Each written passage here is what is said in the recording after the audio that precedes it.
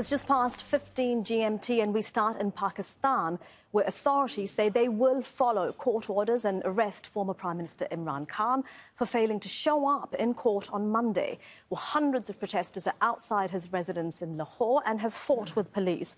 Security forces fired tear gas and water cannon to disperse the crowds, but the supporters are staying put. Pakistan's Interior Minister has promised to arrest Khan and take him to court by the end of the day. Khan is facing dozens of charges, including corruption. Police has arrived at my residence to arrest me, and they think if I will be arrested and imprisoned, then the nation will sleep. But you all should prove them wrong. You have to prove you're a living nation and the followers of Prophet Muhammad. You have to fight for your right and for the real freedom. You have to come out and have to struggle. I'm fighting your fight. I have struggled all my life and will continue to fight. But if they put me behind bars or kill me, then you have to prove that without me, this nation will struggle for freedom.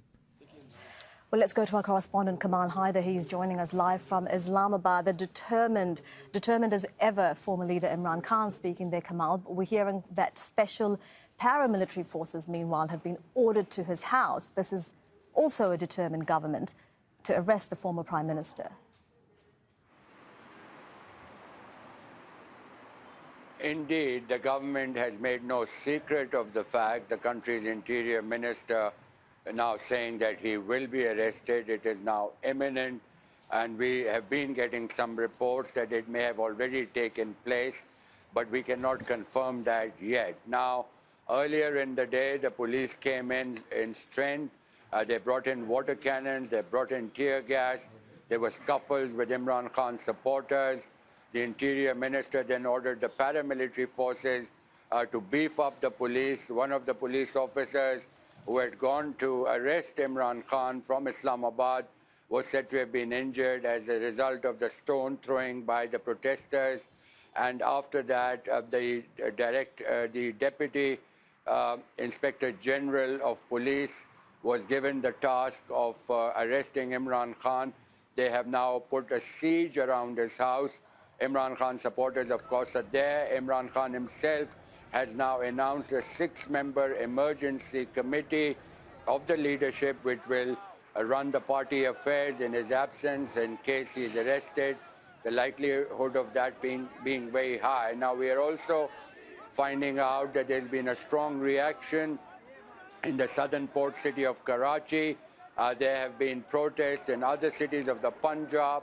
A main highway from Chaman to Quetta, this is one of the roads that links onwards to Afghanistan, has been blocked by protesters, and also protests now taking place near Islamabad and even in the twin city of Rawalpindi, which is just a few kilometers from here. So indeed a strong reaction. Yeah. The government showing its determination that it will arrest Imran Khan. However, the charges against him, and it should not be forgotten that there are 77 cases that have been brought against Imran Khan. The government in power has tried every trick in the book to try to nail him. The higher courts, of course, have given him relief because of the frivolous charges. Many jurists and legal experts believe that those charges will not hold in a court of law.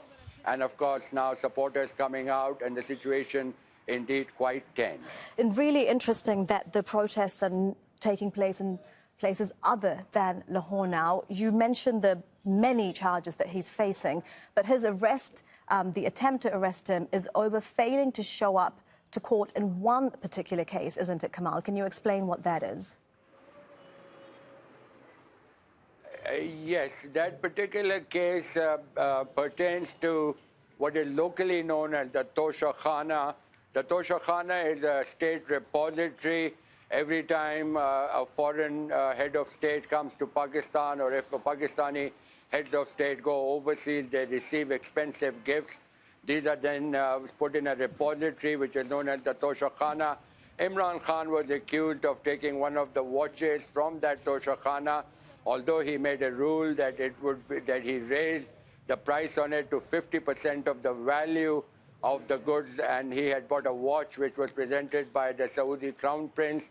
He then sold that, and Recently, a list came out which showed all the benefactors of these state gifts. Former Prime Minister Nawaz Sharif received several gifts which he took for himself without paying the money. Many other politicians, senior bureaucrats are also involved in taking those expensive gifts at a pittance when it should be deposited in the state treasury. So the charges, of course, seem to be based on political vendetta, according to many political experts here. The people, of course, believe that Imran Khan has emerged as the most popular political leader in the country, that the government is looking for an excuse to delay the elections and are using these tactics in order to pressurize him. That is Kamal Haider joining us with the very latest live in Islamabad. Thank you for that, Kamal.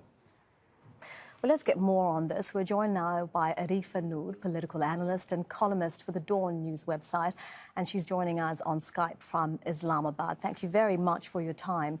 So, police breaking up a gathering of Khan supporters we saw last week, banning large gatherings, didn't deter people from congregating outside Mr. Khan's home today.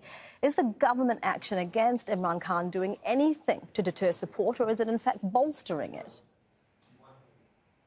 I think the government is perhaps using this in a way to also keep Imran Khan, who is obviously a very popular leader at the moment, from focusing on the election too much, because he's constantly, as your correspondent just pointed out, he is constantly being called to the various courts. And there are these constant fears over his arrests, or what the courts are issuing arrest warrants. So to some extent, of course, the government does want to arrest him. They do want to, be able to control his movements. But it is also a way of trying to keep him distracted. And this is not the first time this tactic has been used. If you look at Pakistan's history, you will see this at work time and again, that every time there is a leader who's at loggerheads or, on a crash course with the establishment, there are lots of cases against him. And the idea also is to keep them busy with their court appearances, which then them very little room for other activities. So does that give us an idea then of what you make of the charges against Imran Khan? He and legal experts say they're frivolous. Do you agree?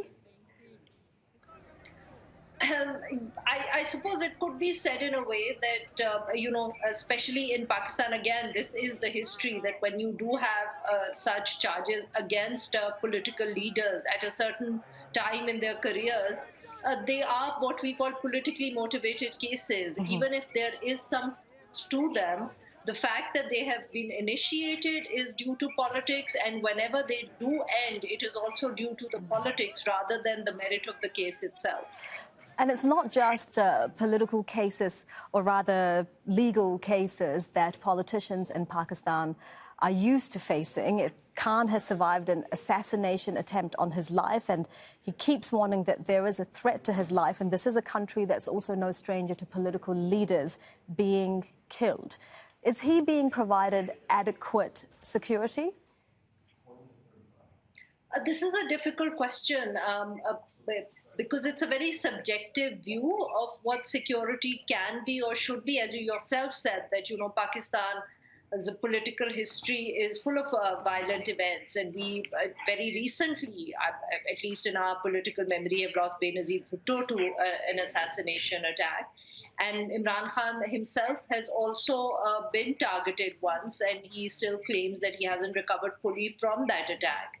So, security is a difficult thing to provide in Pakistan to anyone or any institution. As you can see, we're constantly witnessing terrorist attacks these days. And then, obviously, this is also a question of how do you provide security to a political leader at the time of an election, when his schedule is perhaps full of interaction with the people. Yeah. Election campaigns in Pakistan tend to be in very, the kind of environment in which they take place. Security is not very easy to ensure. No, and of course he's saying that he's not actually being allowed to hold any election or campaign rallies. We'll have to leave it there for now. Arifa Noor, thank you very much for your insights on this. We do appreciate it. That is Arifa Noor live for us in Islamabad. Thank you.